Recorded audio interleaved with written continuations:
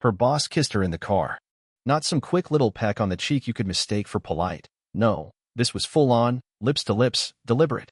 I was parked across the street, coffee in hand, going cold while I watched my wife lean into him like she belonged there. He kissed her like she was already his. Then I saw her mouth move. I couldn't hear what she said from where I was, but I didn't have to. 2 weeks earlier, I tucked a mic into her purse, small, hidden, just in case. My phone caught it all. "This alpha actually does," she whispered. "Mine just talks." And I froze. Just froze. I didn't charge over there. Didn't pound on the window or scream her name. I turned, walked back to my car, got in, and started the engine. I sat there, staring at the dashboard like it might give me a reason not to blow up. My mind was racing. My chest felt like someone had driven a boot straight through it. Her name was Lisa. We'd been married 8 years. Once upon a time, she'd light up the second I walked into her room. Now she barely noticed when I left one. Her boss? Jack Wagner. Slick, always too smooth for his own good, with a fake tan and a quarterback's ego he never outgrew. I'd met him once at a company event. He looked me up and down like I was some janitor who'd crashed a black tie gala. What he didn't know was that I owned 28% of the company. Well, used to. After I saw that kiss, I made 3 phone calls. One to my lawyer, one to my broker, and one to my partner over in Hong Kong. By 4 p.m., I controlled 51% of the shares. By 6, I was the majority owner. The next morning, I walked through those office doors in a black suit, red tie, and enough fury in my veins to set the whole building on fire. Lisa was already there, latte in hand, laughing at something Jack whispered. Their little world. So smug. So sure. They didn't see me at first. I stood at the back of the boardroom, just watching. She touched his arm. He tucked a strand of hair behind her ear. Her wedding ring caught the light like a damn razor blade. "Good morning," I said. Silence hit the room like a slap. I walked up, pulled out the chair at the head of the table, sat down, and dropped it. "Effective immediately," I said. "Jack Wagner, you're fired." Inappropriate behavior with a subordinate. Then I turned to her. I looked her dead in the eye. Watched the color drain from her face.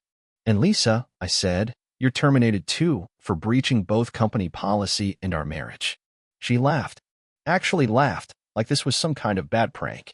"You can't fire me," she said. "You don't have that kind of." "I own the company," I cut in, calm as stone.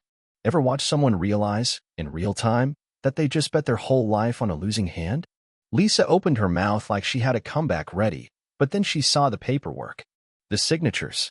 The lawyer standing in the corner, nodding. She bolted up like the chair burned her. "You're insane, Brandon. This is personal.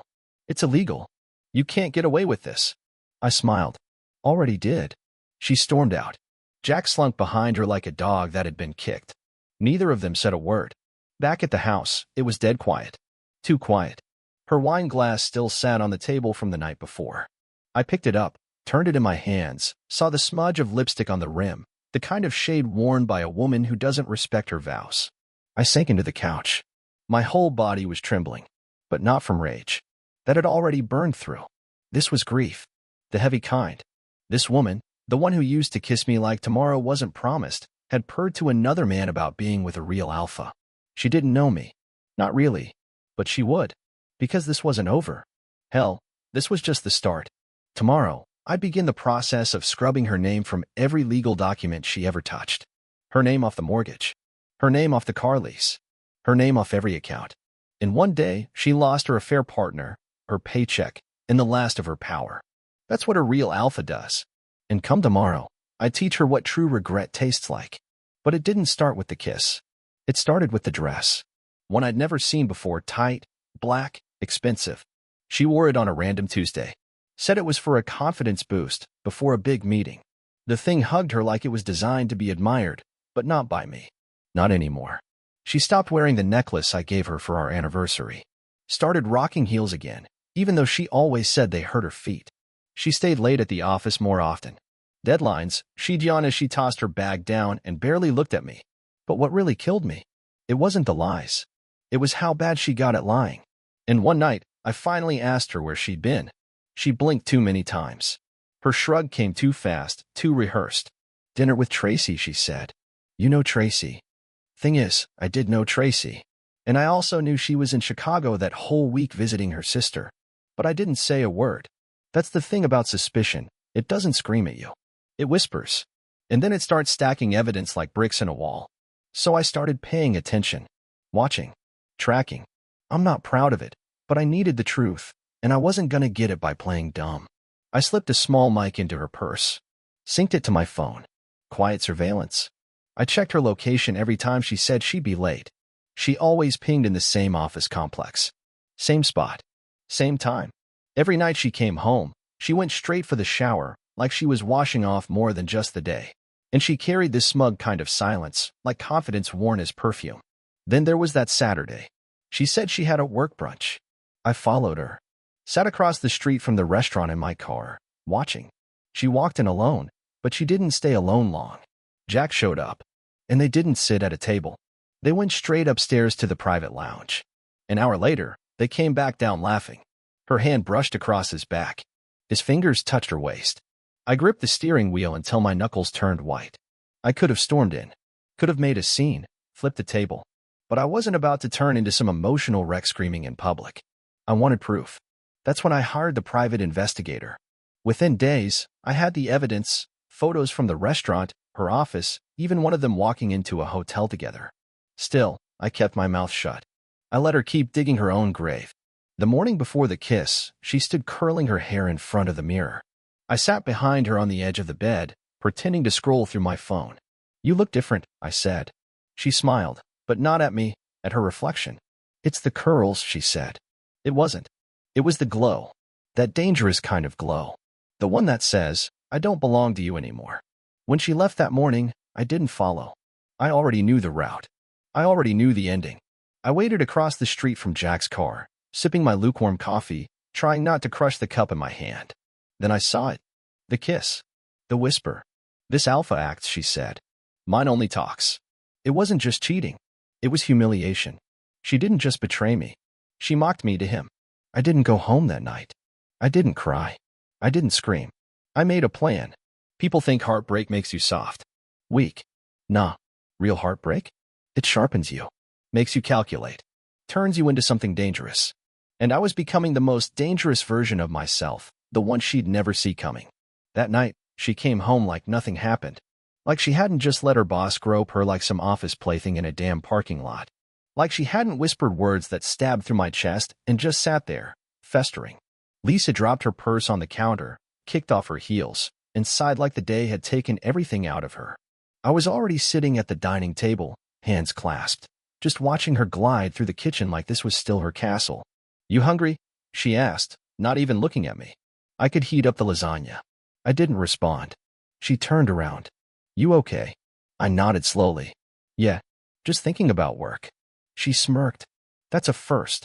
Lately, every damn thing she said came with a blade tucked behind it. Little digs. Passive-aggressive stabs.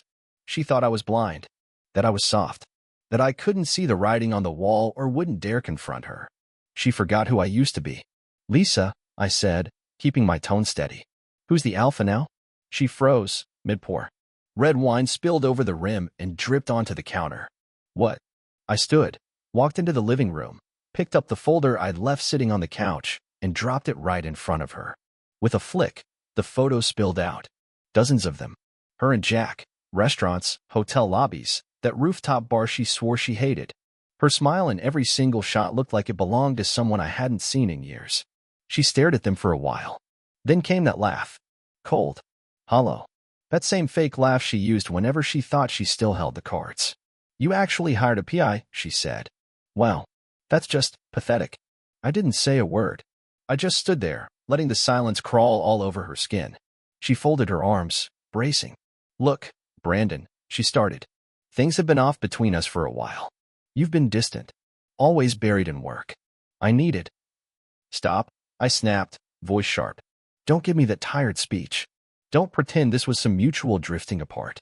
You weren't on a journey to find yourself, Jess. You were just spreading yourself."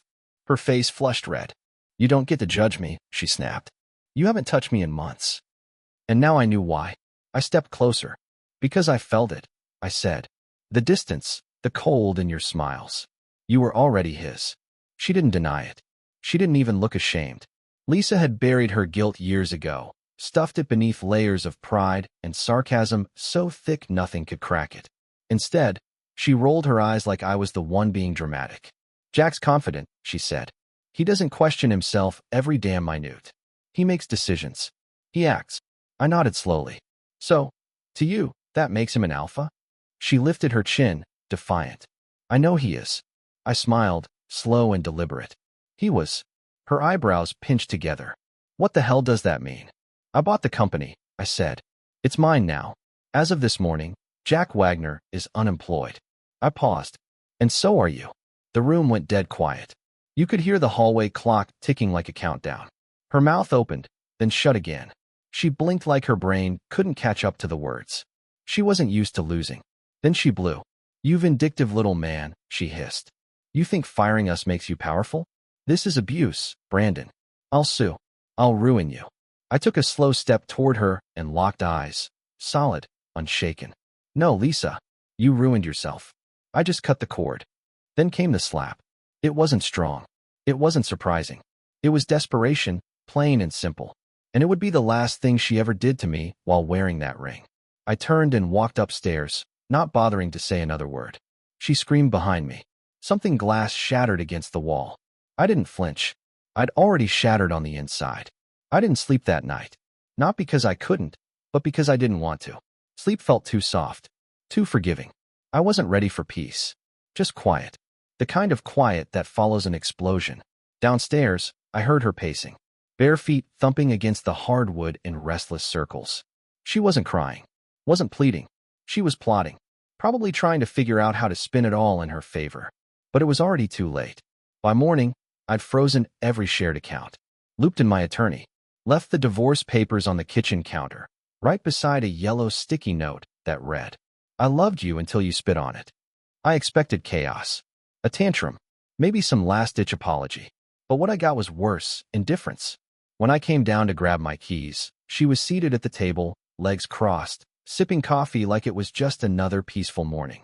She looked up and smiled. You're not the man I married. You're right, I said. That man thought you were worth something. Her head tilted, that snake-like gleam in her eyes returning. You think this makes you strong? She sneered. Cold.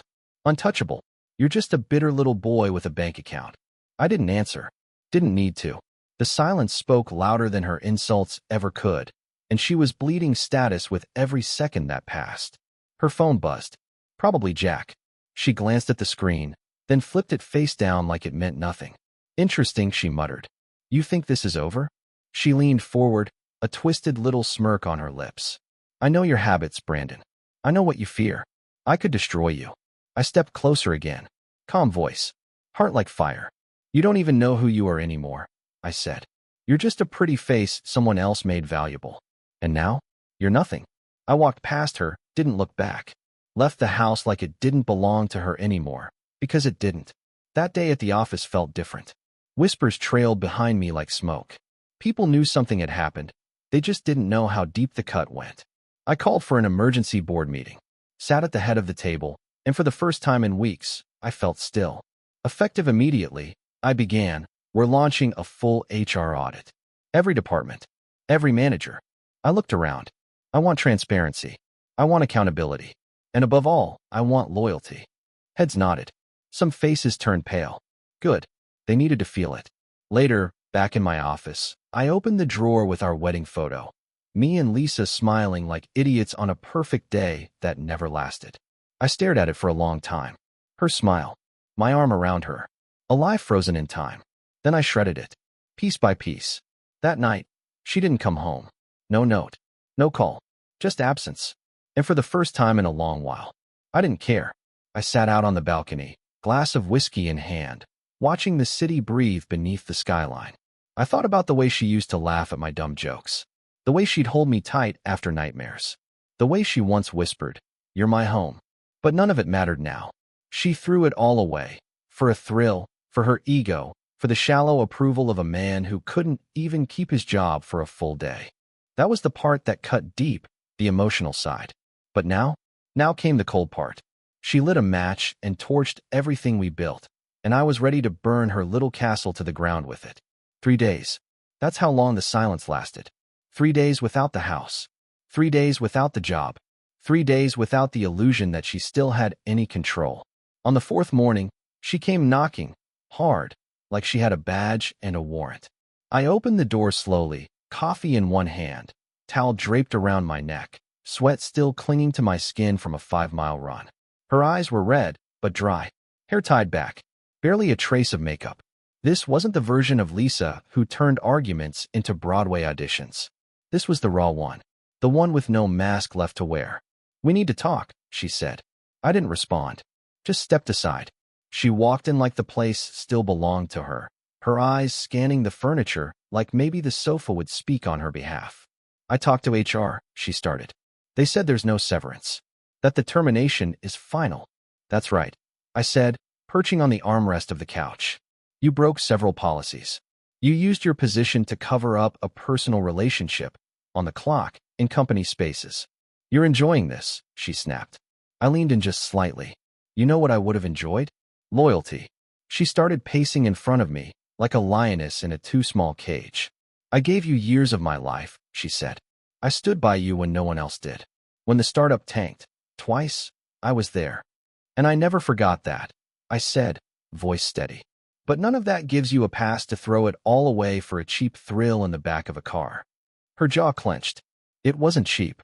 "No," I said. "It was expensive. And now you're paying the bill." She laughed, a short, bitter sound, and pushed her hair behind her ear. "You think people are going to admire you for this? For humiliating your wife?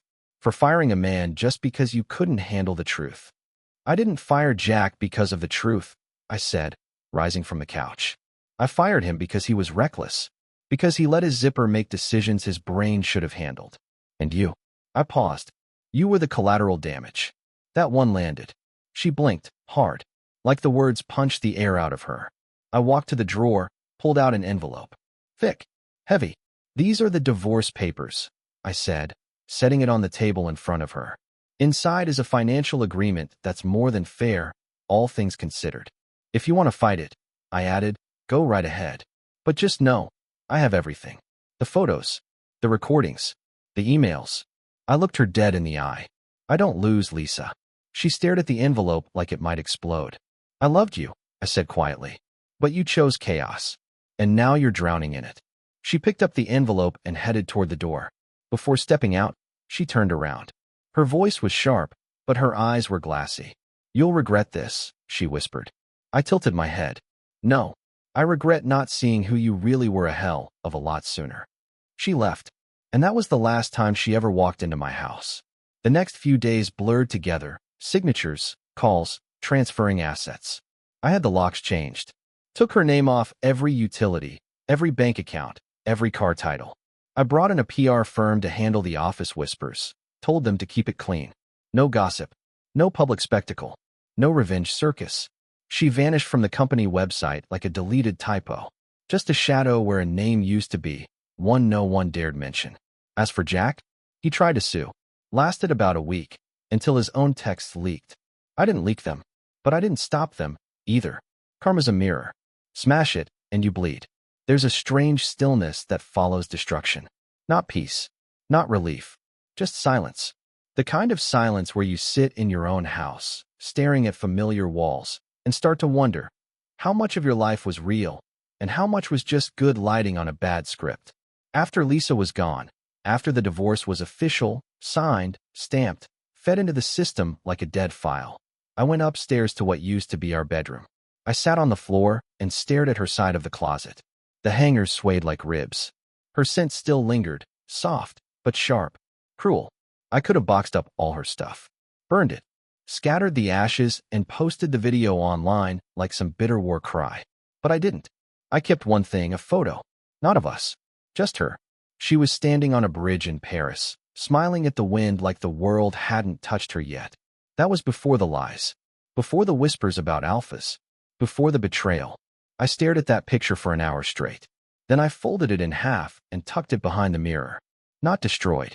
Just exiled. Work became my oxygen after that. The office felt colder. People didn't know whether to offer congrats or keep their distance. I preferred the distance. I threw myself into the things I'd ignored for years. My health. My head. My friendships, especially the ones Lisa hated because they reminded her of who I used to be. The first call I made was to Paul, my old college roommate. The guy who stood next to me at the altar, then quietly faded into the background. We met at a dive bar. No fake smiles. Just beer and brutal truth. Jesus, man, he said after I gave him the short version. She really was that cold? She was worse, I said. But I let it happen. I shrank so small she had to cheat just to feel alive. He didn't pity me. Didn't offer advice. He just raised his glass. To burning it all down, he said. To building it better, I replied. And for the first time in months, I laughed. Not because it didn't hurt anymore, but because I realized I'd survived it. Lisa tried reaching out twice. A week, hey text. Then a longer one. I know you hate me, but I miss how you looked at me when we danced in the kitchen. I didn't answer. She didn't deserve silence. But she damn sure didn't deserve my voice. Weeks rolled by. I started sleeping better. Running more. Picked up books I hadn't opened since before we said, I do. One morning, checking into a hotel for a business summit, I caught a glimpse of myself in the lobby mirror. I didn't look broken anymore. I looked like a man again, not the ghost she left behind. At the summit, I spoke about resilience, how setbacks strip you down to your core, how they reveal what you're really made of. People clapped. Some shook my hand. A few whispered that they'd heard what happened and respected how I handled it. But it was never about respect. It was about freedom, not revenge. The kind of freedom that comes when you stop waiting for apologies and start living like they were never worth the pain in the first place. Lisa was a chapter. A long, twisted, beautiful, poisonous chapter. And I'd finally turned the damn page. It was a Thursday. Rain tapped against the windows like the universe was trying to say something. That's when she came back. No knock this time. Just the gate buzzer. I was upstairs, tying my tie for a board meeting, when her name lit up on the screen. Lisa, gate. I hadn't changed the contact name. Neither had she. Not out of sentiment. Just as a reminder. I didn't answer. 30 seconds later, my phone buzzed again. A text. I just want 5 minutes. Please. I don't know why I pressed the button. Curiosity, maybe. Or maybe I just wanted to see how far she'd fallen. She stepped through the front door like she was walking into a museum. No bags. No umbrella. Soaking wet. Makeup smeared. Designer coat clinging to her like a poor excuse for dignity. Her eyes wandered the room, like she expected something to be different. It wasn't. But I was. You look healthy, she said. I raised an eyebrow. You look like you haven't slept in a while. She gave a hollow laugh and nodded. I haven't. I didn't ask her to sit. But she did anyway, legs crossed, hands clasped, like she was in a therapy session. I'm not here to ask for anything, she began. Good. I cut her off. Because there's nothing left. She flinched, but kept going. I just need you to know. Jack meant nothing. It wasn't love. It wasn't even good. I leaned against the wall, arms folded. Then why do it? She hesitated. Because I felt invisible. Because I needed to feel wanted again. You stopped looking at me like I mattered. And instead of telling me that, I said, my voice colder than I expected, you spread your legs for a man who looks at everyone like that. Her face broke. Not in anger. In regret. Deep, soul-crushing regret. The kind that doesn't heal anything. I don't expect forgiveness, she whispered. I just wanted to say I'm sorry, before it's too late. I looked at her, truly looked at her. Too late for what? I asked. She reached into her purse and pulled out something, neatly folded, handwritten. A letter. I got a job in Seattle, she said. New start. New city. New everything. I leave Sunday. Congratulations, I said flatly, without a flicker of emotion. I thought, maybe we could leave things a little less broken than they are. I took the letter but didn't open it. Just held it in my hand. I loved you, she said softly, rising to her feet, even while I was destroying us. That's what kills me the most. I walked her to the door. She paused before stepping out and turned back to look at me. Really look at me. You were the real alpha, she said. I just didn't see it until I'd lost everything. I didn't respond. I didn't need to.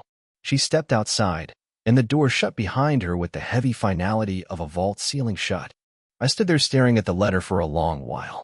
Then I walked over to the fireplace and dropped it in. Watched as the paper curled at the edges, the ink melting into nothing. Some doors are meant to stay closed. Some ghosts don't deserve to be kept. She wanted a final word, a last connection. But in the end, silence said more than either of us ever could. 2 months later, I was standing at the edge of the beach, wind cutting through my shirt, watching waves crash onto the shore like they were proving something to the earth. The sand was cold beneath my feet. The sky hung heavy and gray. But inside, for the first time in what felt like forever, I felt still. Not hollow, just still. Lisa was gone. Not just from the house. Not just from the company. She was gone from my system. It hadn't happened all at once. Healing never moves in a straight line. Some mornings, I'd still wake expecting to hear her in the kitchen. Some afternoons, I'd catch a whiff of her perfume on a stranger and nearly lose my footing. But those moments faded. Bit by bit. She got smaller. I got stronger. That's the thing about betrayal. It either breaks you, or it builds you into something new. For me, it did both. First, it shattered the man I used to be. The one who stayed quiet, who explained away red flags, who thought love guaranteed loyalty. Then it forged someone else. Someone who doesn't beg to be chosen. Someone who doesn't hand out emotional charity. Someone who knows that true strength isn't dominance. It's discipline. I didn't retaliate. Didn't leak the recordings, the emails, the hotel receipts. I could have burned her down in public. But I didn't. Because her real punishment wasn't exposure. It was this, knowing I moved on without her. I sold the house 3 weeks after she left. Too many ghosts trapped in the walls. Too many memories begging to be erased. I bought a loft in the city, open layout, clean lines, minimalist. No echoes. I filled it with new things. New books. New clothes. New rules. One rule above all. Never invite someone in who needs fixing. I didn't want a project. Didn't need potential. I wanted presence. Paul introduced me to someone. She wasn't flashy. She wasn't trying to impress. She didn't flirt. Didn't pretend. She listened. She asked thoughtful questions without making me feel like I was being picked apart. And when I shared the story, not every jagged detail, just the bones of it, she didn't gasp or lean in like it was juicy drama. She just said, "I'm glad you got out." Not "I'm sorry." Not "that's terrible." Just, "I'm glad." And somehow, that hit harder than anything else. We've gone on 3 dates. No pressure. No plans. Just quiet dinners. Honest talk. I don't know where it's going. And for the first time in years, I'm okay with that. Some nights, I still hear her voice in my head. This alpha acts. Mine only talks. She was wrong about a lot. But not that. A real alpha does act. But not out of pride. Not for conquest or applause. He acts to protect his peace. To cut the rope before it pulls him under. He doesn't roar. He doesn't chase. He rebuilds. Quietly. Relentlessly. And when the dust finally settles, he walks forward. Alone if he has to. Because real strength? It's not about how hard you hold on. It's about how gracefully you let go.